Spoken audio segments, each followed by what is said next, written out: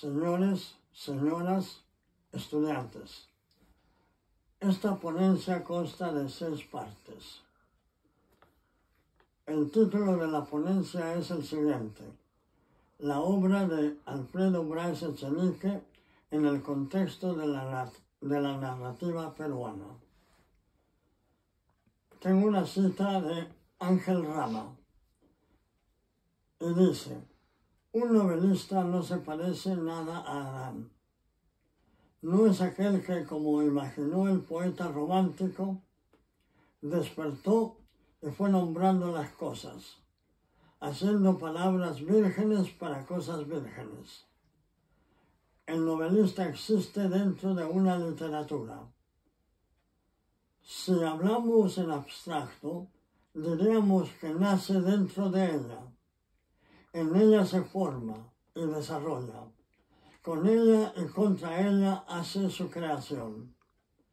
Y, por último, es heredero de una tradición y creador de tradiciones. Fin de cita. El Inca Garcilaso de la Vega, 1539-1616, y otros cronistas destacan que en el Perú prehispánico ya existía una larga tradición en forma de mitos, fábulas, cuentos, leyendas y canciones. Es precisamente bajo estos cimientos autóctonos que se erige en gran parte, por lo menos, la impecable prosa renacentista del Inca Garcilaso de la Vega en los comienzos del siglo XVII.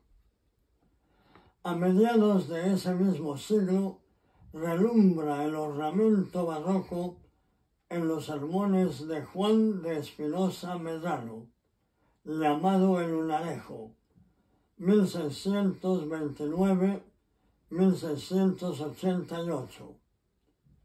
Luego, en el siglo XVIII, aparece El Azarillo de Ciegos Caminantes, obra hito en el desarrollo de la prosa latinoamericana.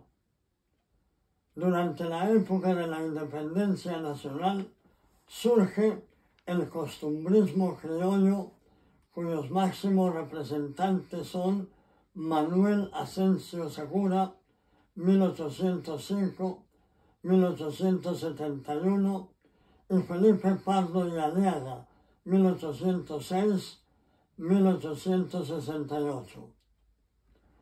En la época republicana, la prosa nacional se hace más frondosa. El artículo de costumbres llega a su más alto desarrollo artístico, y Ricardo Palma, 1833-1919, dentro del llamado romanticismo nacional, crea las monumentales tradiciones peruanas que luego tienen una gran influencia en la narrativa peruana continental. La prosa modernista peruana se desarrolla gracias a la obra de Clemente Palma, 1872-1941, Enrique López Almújar, 1872-1966, Ventura García Calderón, 1886-1959, y Abraham Valdelomar, 1888-1919. En realidad, estos escritores inician la narrativa peruana moderna. El cuento en particular, en el periodo que cubre los últimos años del siglo XIX y la primera década del siglo XX. López Almújar, quien al comienzo de su carrera literaria fue modernista, inaugura en el Perú la narración indigenista contemporánea con la publicación de Cuentos Andinos, 1920. Se trata de relatos de un realismo descarnado, brutal. Son cuadros testimonio de la vida paupérrima del indio peruano.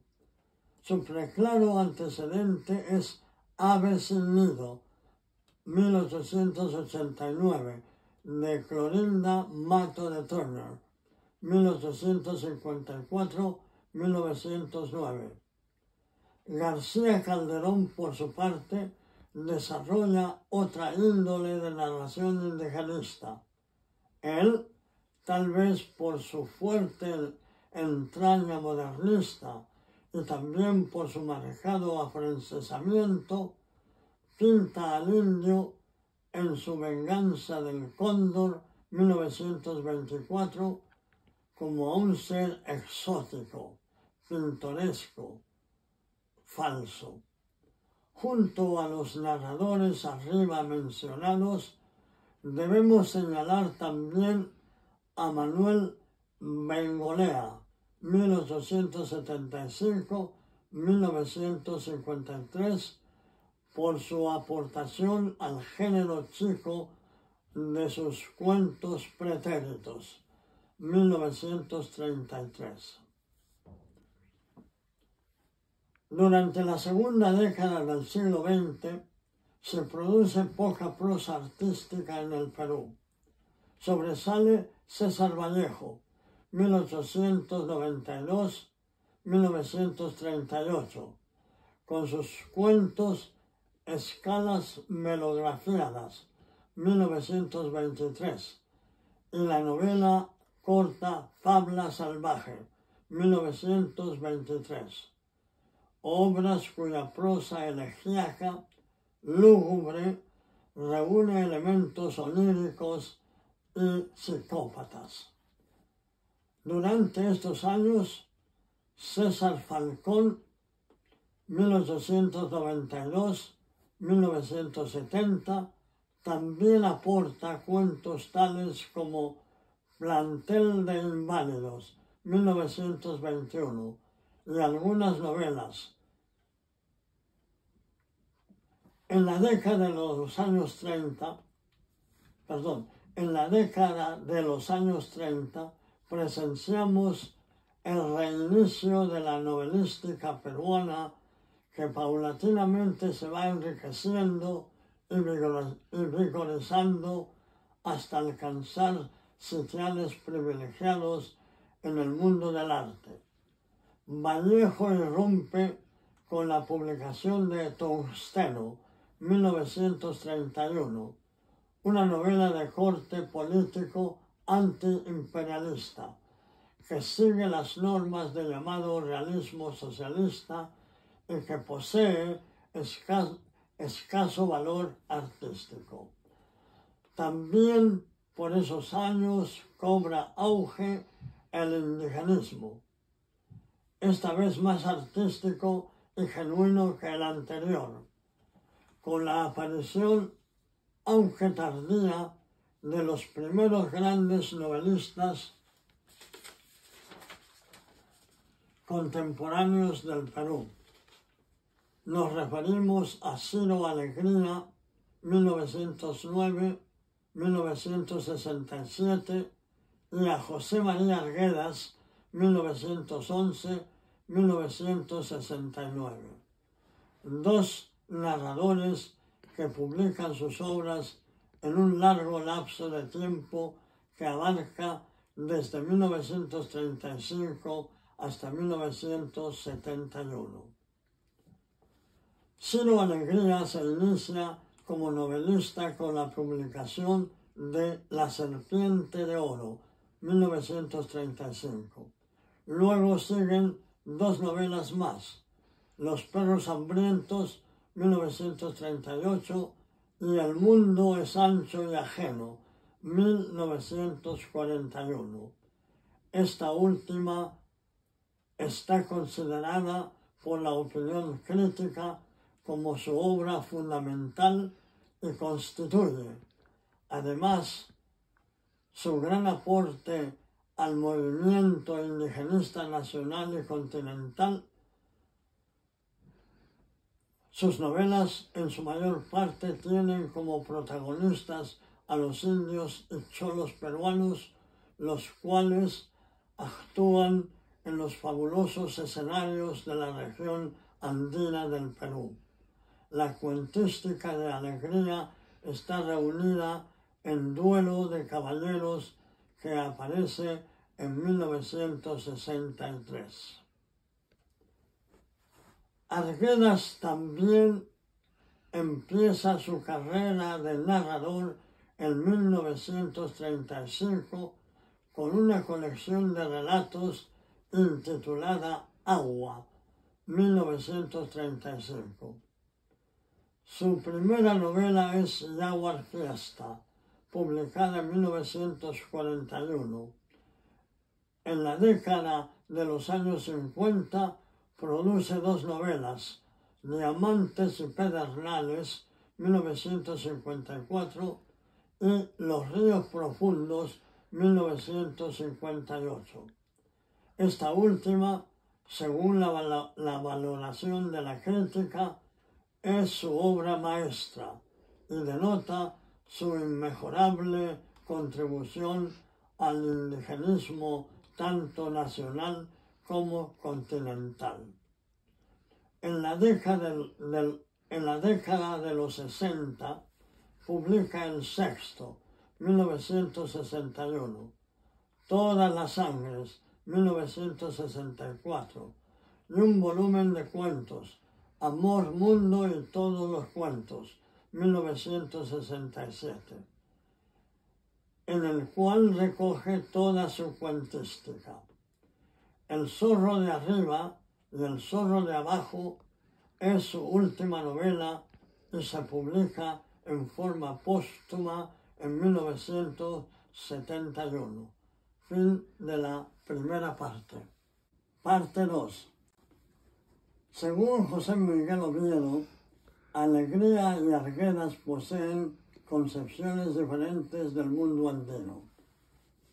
Y cito: en un sentido, por lo menos, Arguedas supera la visión que de ese mundo ofrece alegría, aún consubstanciado en el drama indígena, lleno de ternura y compasión hacia él.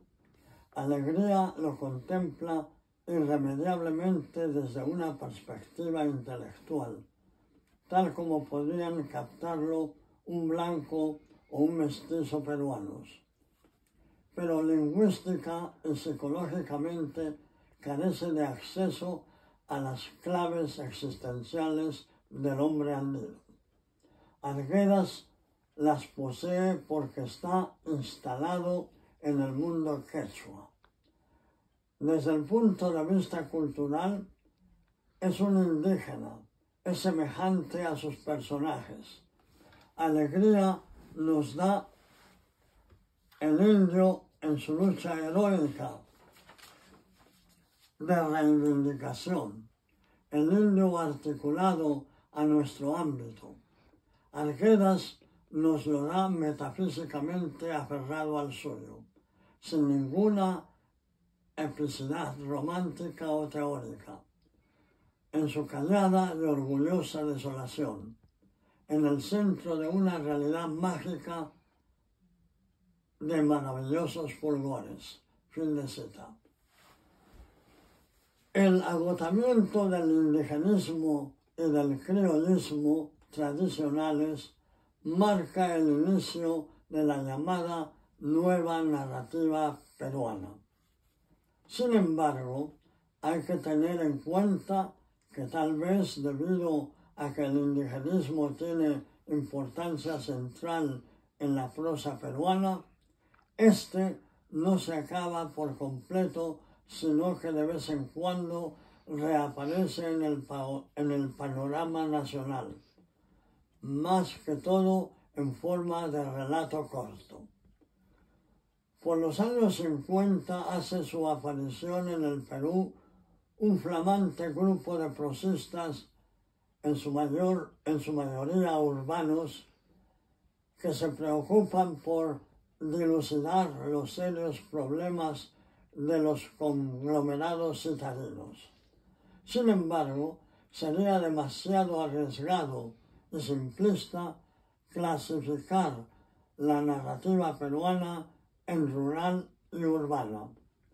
En muchos casos conviven en una misma obra ambos elementos. Ni lo uno ni lo otro necesariamente hacen a una determinada obra tradicional o moderna. Está el caso, por ejemplo, de la novela Crónica de San Gabriel, 1960, de Julio Ramón Ribeiro. Es particularmente esclarecedor el hecho de que este escritor está considerado por los críticos como uno de los fundadores de la novela urbana peruana. Según la valoración de la crítica, Carlos Eduardo Zabaleta, 1928-2011, Enrique Congrans Martín, 1932-2009, Sebastián Salazar Bondi, 1924-1965, Eleodoro Vargas Vicuña, 1924-1997, y Julio Ramón Ribeiro, 1929-1994, forman el núcleo de la generación del 50, fundadora de la nueva narrativa peruana. Hay autores que no pertenecen propiamente a este grupo, pero que comparten con él las mismas experiencias culturales. El más destacado es Mario Vargas Llosa, 1936, porque es él quien logra la plena modernización de la narrativa, tarea empezada, como se ha visto, por la susodicha generación. Dicho logro es ya alcanzado por su primera novela, La ciudad y los perros, 1963, obra hito en la narrativa en lengua castellana. Junto a Vargas Llosa es imperativo destacar la contribución de Arguedas al desarrollo de la nueva narrativa nacional mediante Los ríos profundos y su obra posterior. Arguedas, como ya se ha indicado, no forma parte de la generación del 50. Sin embargo, vive en su clima renovador. En las 3 décadas después de la gestación de la nueva narrativa nacional llevada a cabo por los miembros de la generación del 50, la prosa peruana florece y avanza por derroteros distintos, que según el crítico González Vigil, son el realismo maravilloso, la literatura fantástica, el experimentalismo literario, la renovación de la subliteratura y el neorrealismo. El neorrealismo se desarrolla paulatinamente en las 2 últimas décadas del siglo XIX y los primeros 40 años del siglo XX, tanto en Europa como en los Estados Unidos. Esta labor la desempeñan los grandes maestros del género como son Marcel Proust, Thomas Mann, James Joyce, Virginia Woolf, Aldous Huxley, Henry James, John Dos Passos, William Faulkner y Ernest Hemingway.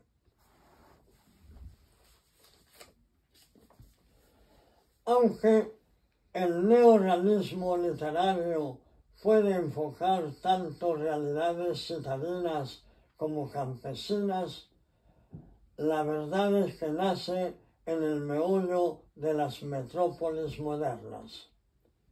En el Perú, Por ejemplo, el neorrealismo empieza en Lima durante los años 50, en una época en que esta capital crece desmesuradamente y por ello sus problemas sociales se hacen cada vez más complejos. Salazar Bondy nos ofrece una visión bastante nítida de la Lima de este periodo.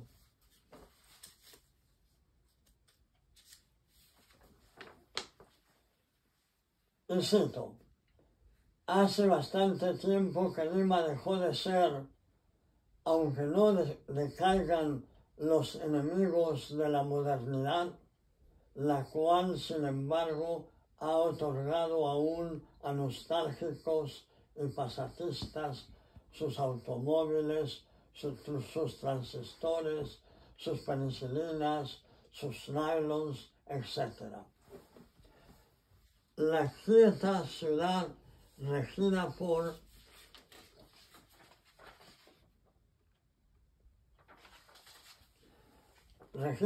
el horario de Maitines y Angelus, cuyo acatamiento emocionaba al francés Rideghet, se ha vuelto una urbe donde 2 millones de personas se dan de manotazos en medio de bocinas, radios salvajes, congestiones humanas y otras demencias contemporáneas para pervivir.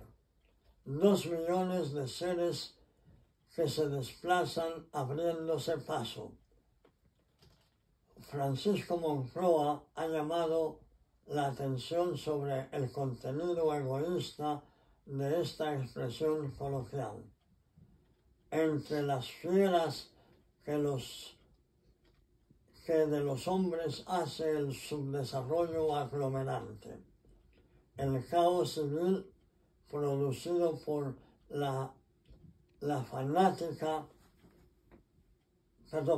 famélica concurrencia urbana de cancerosa celeridad, se ha constituido, gracias al vórtice capitalino, en un ideal. El país entero anhela, deslumbrado, arrojarse a él, atizar con su presencia el holocausto del espíritu. Fin de la segunda parte. Parte 3.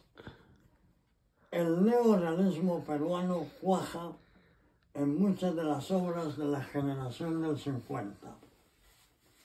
Dichas obras, como ya se ha apuntado, tienen como escenario predilecto la Lima metropolitana. Náufragos y sobrevivientes, 1954, de Salazar Bondy.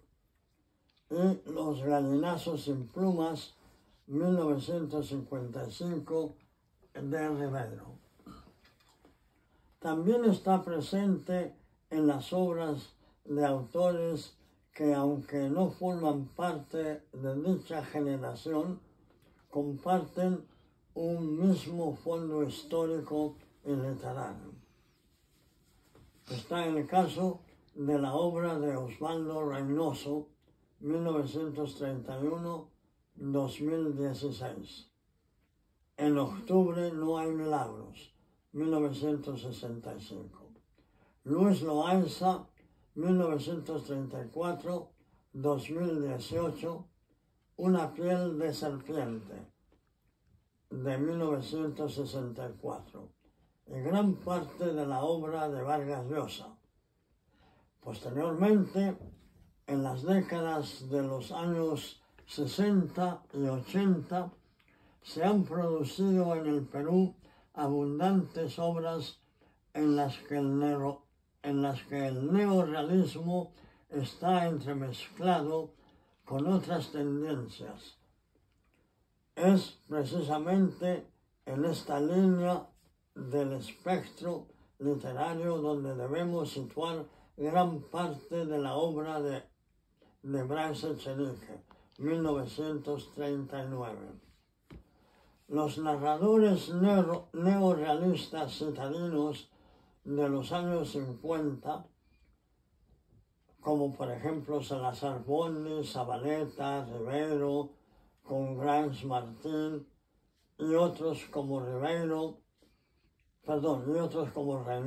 Vargas Llosa y Bryce Echenique, que, como ya sugerimos, los podríamos involucrar en un esquema literario nacional mucho más amplio, el realismo crítico, que inserta en su amplitud tanto el neorrealismo urbano como otras modalidades afines.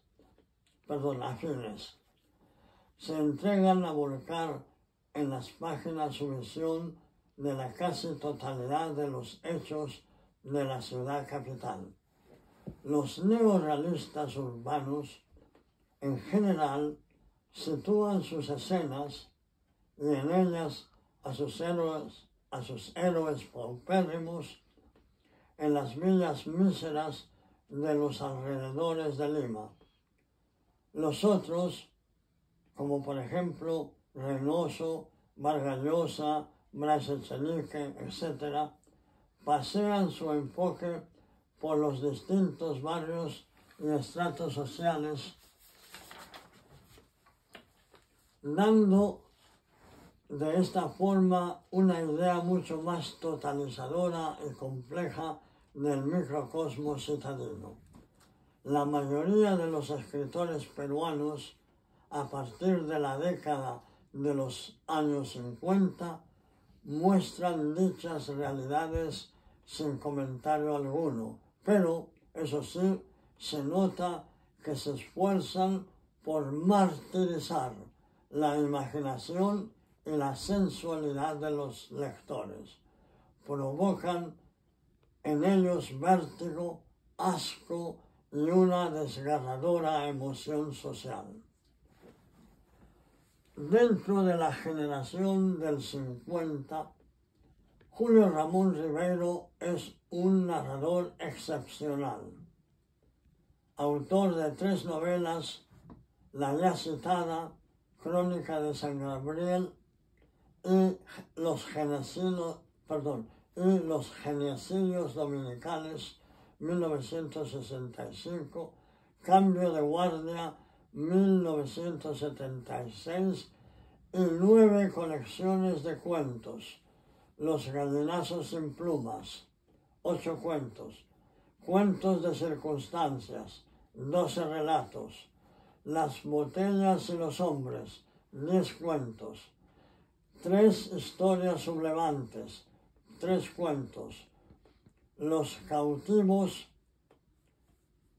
12 cuentos, El próximo mes me nivelo, 9 cuentos, Silvio en el Rosedal, 15 cuentos, Solo para fumadores, 8 cuentos, Relatos santacrucinos, 10 cuentos, que recogió en un tomo por Alfaguara bajo el título general Cuentos completos, que publicó en 1994. Por otro lado, La Palabra del Mudo es una compilación de sus cuentos completos por la editorial Seix Barral de 2009, que incluye 6 cuentos olvidados: La vida gris, La huella, El cuarto sin numerar, La careta, La encrucijada y El caudillo, más 3 relatos desconocidos: Los guaqueros, El abominable y Juegos en la infancia, y uno inédito, Surf, que ocupa el lugar de mayor interés debido a la envergadura y calidad artística de su obra. El crítico peruano Antonio Cornejo Polar afirma que Rivero es uno de los pocos narradores que supera la crisis de la generación del 50, hasta llegar a ser uno de los escritores más importantes del Perú contemporáneo, y que esa superación se realiza a través del cultivo de una prosa fuertemente tradicional. Por otro lado, está Mario Vargas Llosa, el escritor más conocido y el de mayor importancia del Perú, forjador de una novelística que anhela presentar la realidad peruana en una forma más cabal y que por ello se lo podría encajar dentro de la amplitud del realismo crítico. En virtud de ello, el lector puede encontrar en sus obras escenas y personajes muy diversos. El escenario puede localizarse en cualquier sitio de Lima, barrios residenciales, barrios de la clase media o plebeya, barriadas marginales o en otras partes de la loca geografía peruana, costa, sierra, selva y también continental, Brasil, la República Dominicana, Guatemala y mundial, Congo belga, como es el caso respectivamente de tanto la Guerra del Fin del Mundo, 1981, la Fiesta del Chivo, 2000, Tiempos Recios, 2019, como El Sueño del Celta, 2010. El autor perfila gran gama de personajes de distintas edades y extracción social y económica. Con el ímpetu innovador de Vargas Llosa, la prosa peruana da un gran salto de progreso debido al uso acertadísimo de una gran variedad de técnicas narrativas. Algunas de sus obras más representativas son La ciudad y los perros, 1963, La Casa Verde, 1966, Conversación en la Catedral, 1969, y las ya mencionadas arriba. En el año 2010 se le concedió el Premio Nobel de Literatura por su monumental y excelente obra literaria. Fin de la tercera parte. Parte 4. Siguiendo la línea general del susodicho neorrealismo urbano, e influido en la fase más amplia del realismo crítico, surge en el Perú Alfredo Bryce Echenique, aproximadamente una década después de la aparición de la gran figura literaria de Vargas Llosa. Se trata de un narrador muy importante que plasma en sus cuentos y novelas magníficos cuadros narrativos construidos a base de una prosa de múltiples registros. Es una prosa impregnada de una ironía y humor sorprendentes, adecuada para explorar con soltura y seguridad los diversos niveles de la realidad limeña.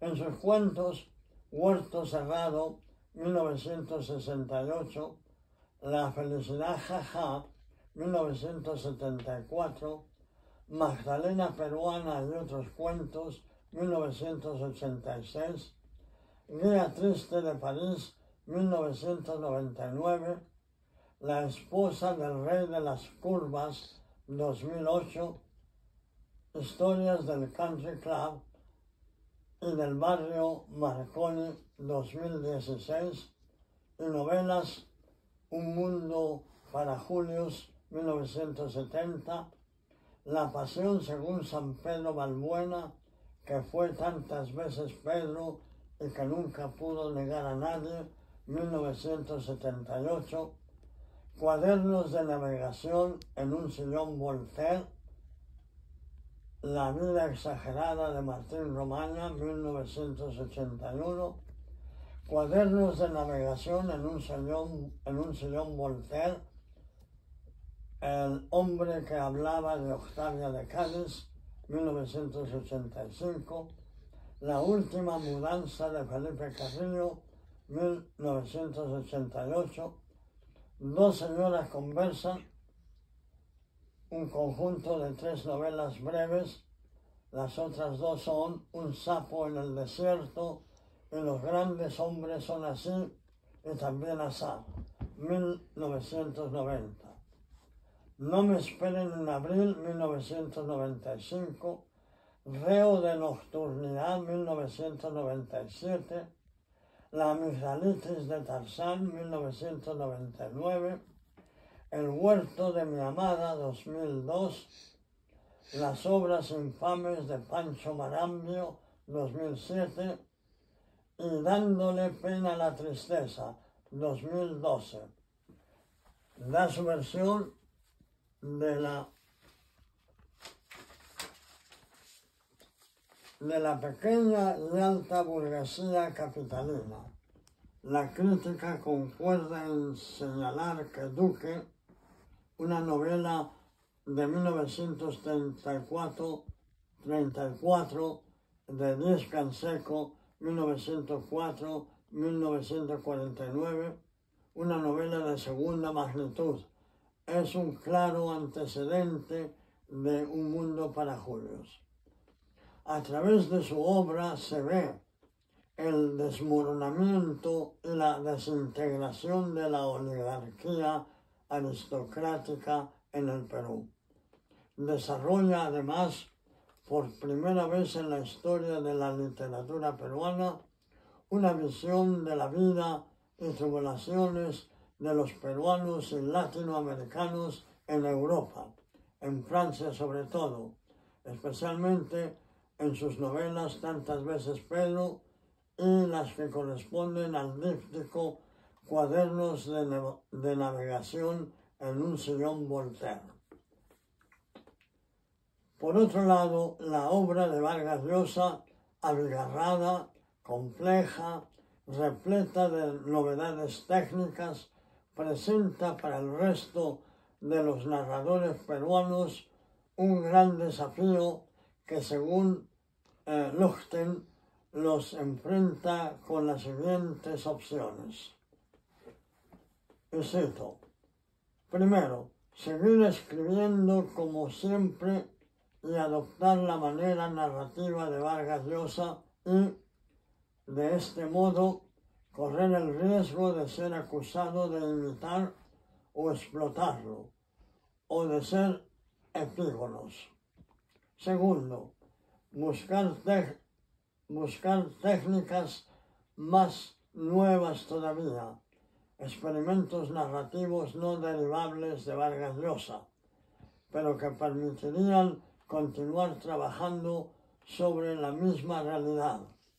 Y finalmente, tercero, alejarse de esa realidad o usarla solamente como excusa para otras cosas, por decirlo así, y sobre todo alejarse del tratamiento que se le había venido deparando hasta ahora en la dimensión del lenguaje, es decir, revisar, repensar, reformular por completo el concepto de escribir y narrar, del lenguaje y de la ficción.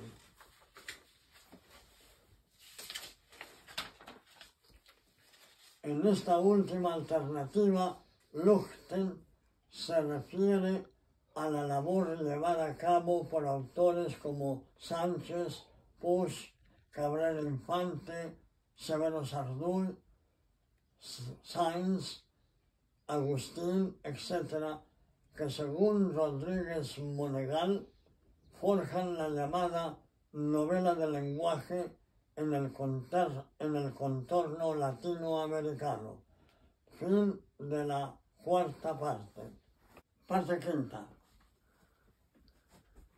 Luchten coloca a Bryce Echenique dentro de la segunda opción, aunque debemos aclarar que nuestro autor no es necesariamente un gran aficionado a experimentar con nuevas técnicas literarias demasiado llamativas.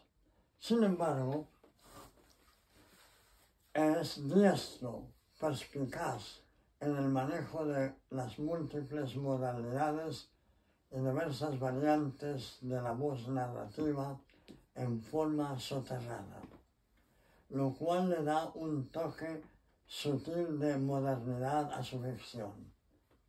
Precisamente lo significativo en su caso es que logra comunicar a sus obras un tono y un estilo muy propios dentro de la línea, en apariencia únicamente, un tono tradicional de la narración. En este contexto, Bryce Echenique, a pesar del malabarismo literario de Vargas Llosa, sale adelante con igual impulso y amplio despliegue novelístico. Luego, por todo lo antedicho, hay que considerar a Bryce Echenique como uno de los notables narradores peruanos e hispanoamericanos del siglo XX. Aunque Bryce Echenique insiste en subrayar que su obra ocupa un lugar insular en la narrativa peruana, así lo ha afirmado en varias entrevistas, Bernota Rose, por ejemplo, es justo, sin embargo, indicar que su narrativa está vinculada en varios aspectos a la tradición literaria del Perú. Como ya se ha señalado en otro lugar, el tema de la oligarquía fue esbozado por Díez Canseco en El Duque, aunque dicho tema cuaja en su obra en forma definitiva y constituye el mejor tratamiento de esa temática. El humor, por otro lado, tiene una larga e importante trayectoria en las letras peruanas. Los tres grandes humoristas hispanoamericanos pertenecen por vecindad y espíritu a Lima. Por ejemplo, Rosas de Oquendo en el siglo XVI, Juan del Valle Caviedes en el siglo XVII y Esteban de Terraya y Landa en el siglo XVIII. Otros literatos que siguen esta beta humorística son Carrió de la Bandera, o llamado también Con Color Corvo, Fray Francisco del Castillo, llamado El Ciego de la Merced, y en la época del Perú independiente, Felipe Pardo y Aliaga y Manuel Asensio Segura. También está la figura del gran Ricardo Palma, que impregna sus tradiciones de un humor espontáneo e incontenible. Es un criollo genuino que siempre tiene a flor de labios la lisura limeña. Palma, además, antes de Bryce, se recrea en la oralidad de su escritura al usar en su obra el habla cotidiana y callejera de Lima. Sus tradiciones peruanas están repletas de coloquialismos y peruanismos. Al igual que Díez Canseco y Palma, Bryce coincide en trazar en su obra ciertos aspectos costumbristas, que, como ya se ha visto, es una tendencia constante en la literatura peruana. Un mundo para Julius, por ejemplo, da la impresión de ser, y cito, una larga serie de cuadros de costumbres, fiestas, juergas, corridas de toros, ceremonias religiosas, episodios de escuela y escenas de la vida familiar de los principales personajes. Fin de cita. Por último, tenemos otro aspecto importante de esta narrativa, es decir, la caracterización de una serie de héroes infantiles y adolescentes. Este interés parte desde Valdelomar, va hasta Arguedas, luego pasa por Ribeiro y Vargas Llosa y finalmente llega hasta Bryce Echenique. Bryce Echenique aporta, sin embargo, el tratamiento de personajes peruanos en un escenario cosmopolita. Sus protagonistas, aunque se mueven por varios continentes, no dejan de llevar consigo su peruanidad, lo cual constituye el punto de partida de una nueva problemática de desarraigo, incomunicación, soledad e identidad cultural. Estos actúan, ríen, aman y sufren ya en el Perú, los Estados Unidos, México, España, Italia o Francia. El resultado es que sus obras son auténticamente peruanas, pero con un aire muy universal. En fin, nuestro autor es original en el tratamiento de su material literario, que como se ve tiene inopinadas posibilidades, y todas sus obras poseen un tono que es inconfundiblemente bryceano. En resumen, Alfredo Bryce Echenique, Julio Ramón Ribeiro y Mario Vargas Llosa son los narradores más destacados del Perú actual e independiente. Bryce Echenique, en particular, es juzgado por los críticos como el más brillante escritor aparecido después de la deslumbrante trayectoria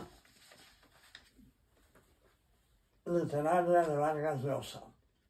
Luis Alberto Sánchez comenta que Un mundo para Julius es, y cito, la novela más novela de todas las que han aparecido con firma de autor peruano. Fin de cita. Por otro lado, Gabriel García Márquez afirma que, cito, por la inteligencia de su factura, la ciencia de su lenguaje, la mezcla sutil de ironía, de nostalgia, de humor, de ternura y la aguda visión de lo real que conforman su esencia, Un mundo para Julius es una de las mejores novelas jamás escritas por un autor latinoamericano. Fin de cita. Y Vargas Llosa añade, y cito, Un mundo para Julius es una de las novelas más divertidas y más sutiles de la literatura latinoamericana. En ella, Alfredo Bryce Echenique describe, a través de la sensibilidad de un niño, el mundo ciego y refinado de la oligarquía. La crítica es profunda, pero al mismo tiempo se halla como amortiguada por un humor delicioso, una discreta ternura y una dulce nostalgia. Fin de cita. Y por último, el poeta y gran editor español Carlos Barral dice, Bryce Echenique es un escritor estupendo. Tonalmente es uno de los novelistas más sorprendentes de los últimos años. Posee una suavidad y una prudencia rarísimas en la literatura hispánica. Un mundo para Julius no está limitado al ámbito de lo limeño, como se cree a veces. Es muy profunda como análisis de una realidad y su ligereza es aparente. sería difícil que alguien siga el camino trazado por Bryce, a diferencia de Vargas Llosa, que ya está produciendo imitadores. Fin de cita. Fin de la quinta parte. Parte 6. La prosa artística de Bryce Echenique es transparente, fácil, cargada de un tono de felicidad y simpatía. En ella se nota un marcado equilibrio entre la añoranza y la incertidumbre, pues brota de un entusiasmo sano en el que no se vislumbra rivalidades literarias. Bryce Echenique es un escritor de gran talla en el Perú independiente porque la obra monumental de Vargas Llosa ni lo ha amilanado ni lo ha hecho salirse de su trayectoria artística. Él es justo consigo mismo, ya que avanza en su camino estético desarrollando una prosa fresca y vigorosa que está marcada por su propia voz. Emir Rodríguez Monegal observa que el rostro de la nueva América Latina aparece insistentemente reflejado en el espejo de su narrativa. Desde México a la Argentina, del Brasil a Cuba, nuevos narradores reproducen infatigablemente, escudriñan y sueñan, registran o inventan las cambiantes expresiones de ese múltiple rostro. Fin de cita. Bryce Echenique modestamente afirma que su papel en este inmenso proyecto es el de un mero albañil del idioma. Él cree ser una pieza más del mecanismo y que de ninguna manera ni él ni los intelectuales son tan importantes e imprescindibles en todo el quehacer cotidiano. Tienen sí el deber de hacer su tarea con humildad y lucidez, como lo hace un obrero cualquiera. La labor de Bryce Echenique, entonces, es la de hilvanar un telar verbal que al cabo solo viene a representar una mínima parte de ese vasto y múltiple rostro de la nueva América Latina del que nos habla Rodríguez Monegal. Pero ese lienzo verbal bryceano está edificado de un lenguaje muy especial. Es un lenguaje viviente, oral, popular, plagado de expresiones callejeras y de fragmentos de canciones de todo el contorno latinoamericano. Tangos, boleros, valses criollos, guarachas, rancheras. Por ello, la lectura de sus obras, sobre todo si se hace en voz alta, da la impresión de que se está escuchando una fácil, larga y divertida conversación. Parece que en su hechura no ha entrado ni el más mínimo esfuerzo. Su narrativa es además, en su mayor parte, el resultado de un juego acompasado de distintas voces narrativas. Está la voz inconfundible del narrador, que en muchas ocasiones casi se convierte en un personaje más de su obra. Este adquiere su propia personalidad y a menudo intenta entablar diálogo con los personajes y también con el lector. Superpuesta a la voz del narrador está el discurso de los personajes ya en forma de diálogos, ya en monólogos. Por último, esta asombrosa narrativa se torna aún más admirable cuando se experimenta que el humor que emana de ella